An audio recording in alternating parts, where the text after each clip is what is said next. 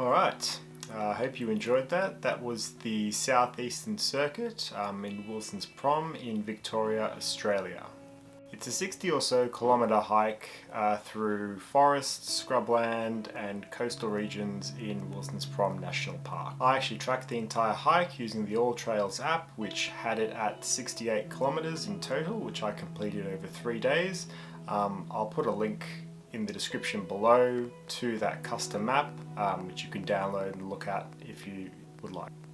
A summary of the hike that I completed included the following. So day one saw me commence from the Telegraph saddle all the way down south to the Roaring Meg campground, where I set up camp before doing a side trip through to South Point.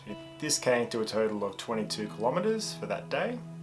The second day saw me proceed from Roaring Meg campground all the way through to Refuge, Cove, via a couple of other small side trips to Kersop's Peak and Wilsons Prom Light Station. This was the longest day, which came to approximately 28 kilometres in total. The third and final day saw me proceeding from Refuge Cove back to Telegraph Saddle through Sealers Cove. This came to 18 kilometres for the day. I actually completed a smaller portion of this hike known as the Eastern Circuit back in December 2016, which encompassed 34 kilometres, which I powered through in a single day. This time I wanted to return to complete the additional sections which I missed last time, as well as to camp at a number of the campgrounds as well. The terrain and quality of the trail makes it easily accessible and something which is within the grasp of the vast majority of people, provided that they have a reasonable level of fitness. The beautiful natural scenery and remoteness of this hike are a massive draw card, and it's not difficult to see why this is one of Victoria's premier hikes. The hike can be completed in either direction and can be done over 2, 3 or 4 days depending on how much you want to push yourself. I chose to complete it over 3 days and had an absolute ball doing it. The scenery is absolutely breathtaking and the hike is extremely memorable, and it's something that I would recommend to anybody who's looking to undertake a multi-day hike. There are 5 separate campsites located at strategic sections throughout the hike. Given the popularity of this hike, pre-booking is essential through Parks Victoria in order to restrict the numbers on the trail, with the majority being located in coastlines or secluded bays. Park rangers are known to frequent the campgrounds on occasion, asking for your permits, especially during peak season. In terms of fees, the campsites are only $7 a night, so it's very cheap in comparison to a lot of other multi-day hikes that I've done in the past. Additionally, there's also cottage accommodation down at the Wilsons Prom Light Station, which starts from $150 a night. Each campground has an active water source in the form of a creek, and whilst it is running water, it has a very distinctive colour to it, and it's something that you definitely want to boil or treat prior to consuming. I did this hike in the second week of November of 2020 and was lucky enough that the weather was sunny for most of the time. There was some rain towards the evening on the second day, but I was lucky enough that I was able to get into camp and set up my tent prior to it starting to pour down.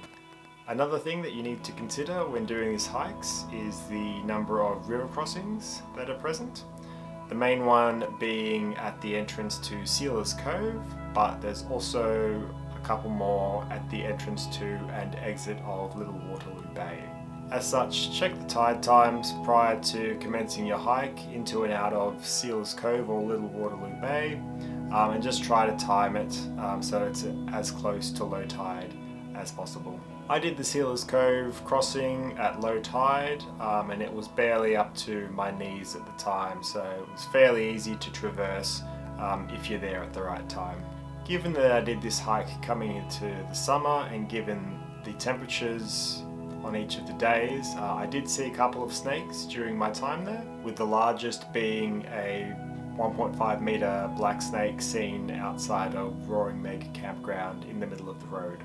That being said, don't let that discourage you from doing this hike. In my experience, provided that you leave snakes alone, they'll leave you alone. The only real risk is accidentally stepping on them if they're hiding in long grass or thick scrub, but provided that you keep your eyes open and stay on the trails, you shouldn't have an issue.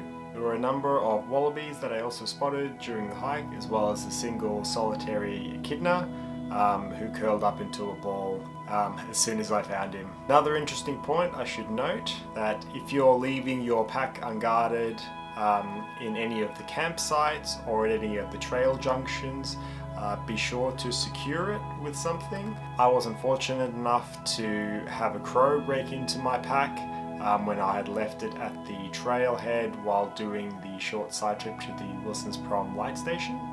So upon return, I found that my breakfast for the next day had been pulled out of my pack and strewn across the path. And upon talking with a few other hikers there, we found out that it was the nearby crow who had done this. The crows down there are very savvy and can actually open your packs if they are left unsecured.